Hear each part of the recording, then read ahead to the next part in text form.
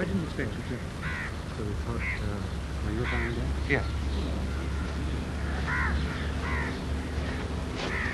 Thank you. Nice having you in. Well, it's very nice, and the weather, I must. I think it will not be right to,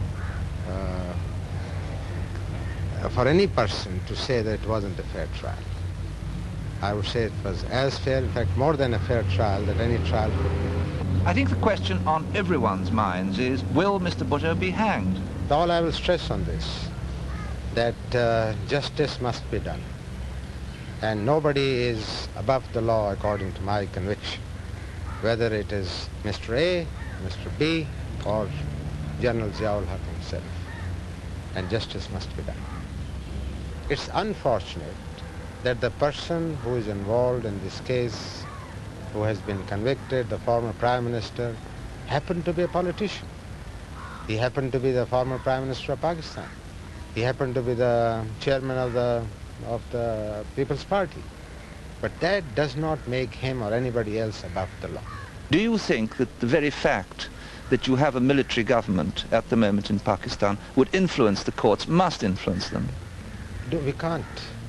As I said before you, that although this is supposed to be a military government, but we have not abrogated the Constitution. The Constitution is still in, technically speaking, held in abeyance, but we are following it to assume that just because there happened to be a martial law, the military government can or will influence the court is totally wrong.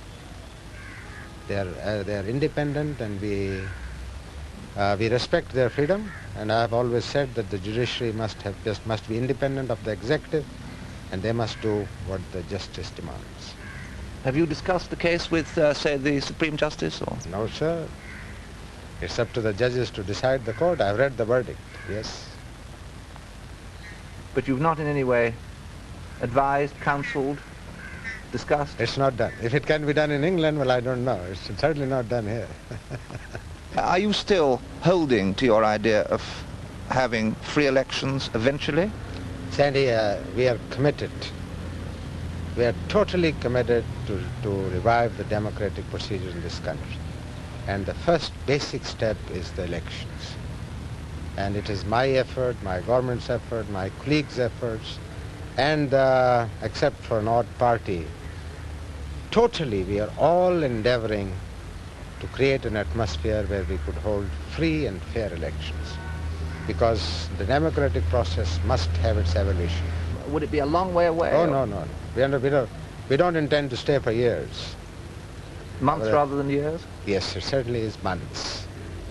And all I'm looking for is an environment in which to hold the elections, and more than that, to see that the results of the elections are positive. Because elections for the sake of elections is not the answer. Elections must bring out a positive result in the form of a somewhat stable political government.